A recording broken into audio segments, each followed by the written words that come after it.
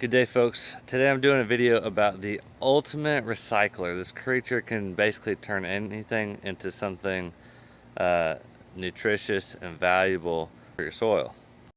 And of course, I'm talking about the black soldier fly, particularly its larva.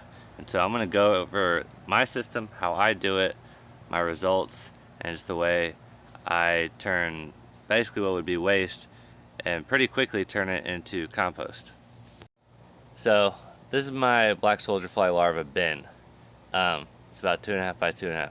Very simple wood. It's gonna rot. Yes, I'll just build another one. On top of it are food scraps. They have not been mixed in yet, and I throw everything in there. And then so I want to take a minute and talk about what these things eat and how I approach what I'm giving them. Alright, so in today's mess of random stuff we've thrown into our compost pile, got some strawberries, eggshells, banana peel, a lot of grapes, nasty grapes, some onions, onion skin, a greasy paper towel, yeah, all kinds of stuff in here. And so they're not going to eat every last thing I throw into my compost, but they'll eat a lot of it, and the rest, there's other microbes in here that will break down the rest of it.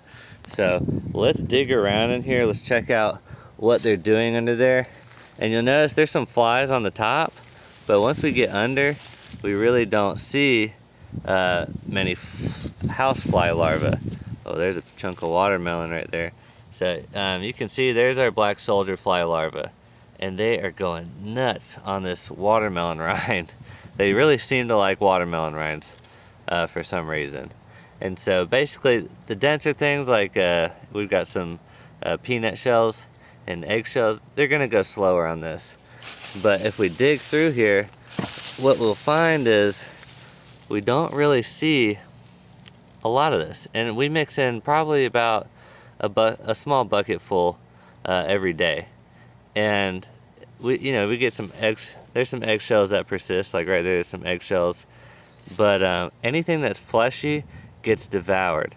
And I do not get picky for them. They get everything from raw meat, raw anything, raw fat, or oh, there's a soldier fly larva right there, or a soldier fly buzzing around. I don't know if you guys saw that, but that was the actual fly that lays the eggs here. And so I give them anything. Now I don't know how this got in here. Usually I peel off my stickers, but that sticker got in. They will not eat plastic that I know of. I'm more interested in the soldier fly larvae. For the big thing is they just turn waste into compost. But the other thing is I can come in here and I can start collecting some and give them to my ducks, which we'll go visit them real quick. Alright, we're gonna go check out the ducks. They're very special ducks, and I don't mean that in a nice way. They're feral and they're very shy, so they won't let me feed them by hand. Even though when they were feral they were fine with, when they were out on their own they were fine with it, but once I caught them they didn't like it. So let's check them out real quick. So these are my ducks, and one of them has a clutch of eggs she's been sitting on, but anytime I open the door she gets nervous and goes to the back of the coop. But she's got 14 eggs. That's a whole different project though. We're talking about black soldier fly larvae, but they love them, they like to eat them. I'll throw some in there and then I walk away and then they chomp them up. So great source of protein for really any kind of animal that is an omnivore. Your goats probably won't like them. Alright, so I want to walk you through, if you want to start your own bin real quick, it's pretty simple. As you can see, I've got a lot of leaves in here. That's my carbon material, and a lot of leaves from these oak trees too. And then I just started throwing kitchen scraps, and I didn't worry about it. This is the biggest thing people mess up with, is they start to worry about things. And so they will show up if during the warm season. And I don't know what their exact range is, but I'm pretty sure they range all through the tropics, most of North America, maybe not super far north, but in Virginia, when I lived in Virginia Beach, I had them in my compost and they showed up, and that was cool.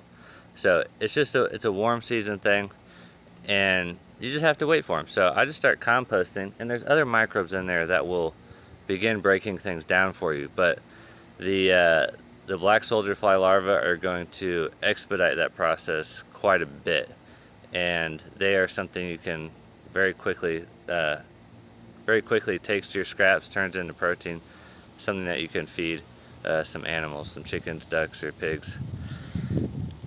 The only other consideration I would make is you don't want it too moist and you don't want it too dry.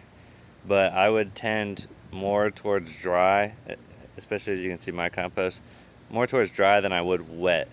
If it's just soggy and just putrid, I haven't found them in those kind of conditions.